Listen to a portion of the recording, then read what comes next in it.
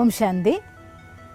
2025 പുതുവർഷത്തിൽ എല്ലാവർക്കും എൻ്റെ ഹൃദയം നിറഞ്ഞ പുതുവത്സരാശംസകൾ. 2025 ബൃഹസ്പതിയുടെ വർഷമാണ്, ഗുരുവിൻ്റെ വർഷമാണ് എന്നാണ് പറയുന്നത്. അതേസമയം ചൊവ്വയുടെയും വർഷമെന്ന് പറയുന്നു. അതായത് ഹാർഡ് വർക്കിൻ്റെയും ഒപ്പം തന്നെ കരുണയുടെ, വരദാനത്തിൻ്റെ രണ്ടും ഒത്തുചേർന്ന വർഷമാണ് 2025. സത്യസന്ധമായി തൻ്റെ ജീവിതത്തിലും കർമ്മത്തിലും ഒന്നിച്ച് മുന്നോട്ട് പോകുന്ന മനുഷ്യന്മാരെ സംബന്ധിച്ചിടത്തോളം ഗുരുവിൻ്റെ വർഷം എന്ന് വെച്ചാൽ അർത്ഥം അനുഗ്രഹം നിറഞ്ഞതായിരിക്കുന്ന വർഷമാണ്.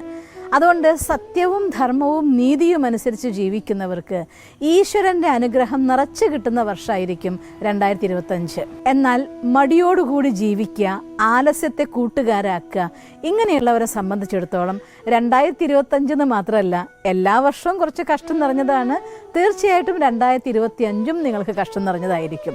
അതുകൊണ്ട് ഈ 2025 പുതുവർഷത്തിൽ ഉത്സാഹത്തോടെ ഉന്മേഷത്തോടു കൂടി തൻ്റെ ദിനചര്യയെ കൃത്യമായി സെറ്റ് ചെയ്തുകൊണ്ട് സമയം, സങ്കല്പം, ശ്വാസം എന്നീ നിധികളെ കൃത്യമായി സമയാനുസാരം ഉപയോഗിക്കാനുള്ളതായിരിക്കുന്ന ഉന്മേഷത്തോടെ ഉത്സാഹത്തോടു കൂടി നല്ല കാര്യങ്ങൾ ചെയ്ത് മുന്നോട്ട് പോകാനുള്ളതായിരിക്കുന്ന പ്രതിജ്ഞ എടുക്കാം.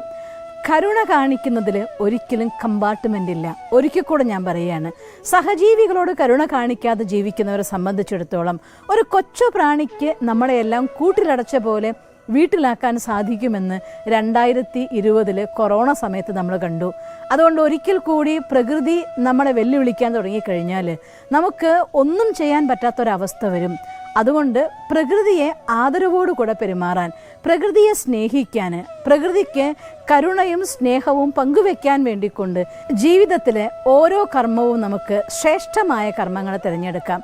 ശ്രേഷ്ഠമായ കർമ്മങ്ങളാണ് ശ്രേഷ്ഠമായ ഭാഗ്യത്തിന് ആധാരം. അതുകൊണ്ട് തൻ്റെ കർമ്മത്തെ ശ്രേഷ്ഠമാക്കി നന്നായി കർമ്മം ചെയ്തവർക്ക് ശനിദശ കഴിഞ്ഞ് നല്ല കാര്യം വരുമ്പോൾ ആ ശനി പോകുന്നതോടുകൂടി അവരെ പൂർണ്ണമായി കോടീശ്വരന്മാരാക്കുന്നൊക്കെ ഞാൻ കേട്ടിട്ടുണ്ട്. അപ്പം അതുകൊണ്ട് നിങ്ങൾക്കും നല്ല സമയമാണ് വരുന്നത്, ഗുരുവിൻ്റെ സമയമാണ്. ഒരു കാര്യം ഞാൻ പറയാം, ഒരു രാശിക്കാരും പേടിക്കേണ്ടതില്ല. ഭഗവാനെ കൂട്ടാക്കിക്കൊണ്ട് സത്യവും ധർമ്മവും തൻ്റെ കൈമുതലാക്കിക്കൊണ്ട് ജീവിക്കുകയാണെങ്കിൽ എല്ലാ കാലത്തും എന്നും നിങ്ങൾക്ക് സന്തോഷം ഉണ്ടായിരിക്കും.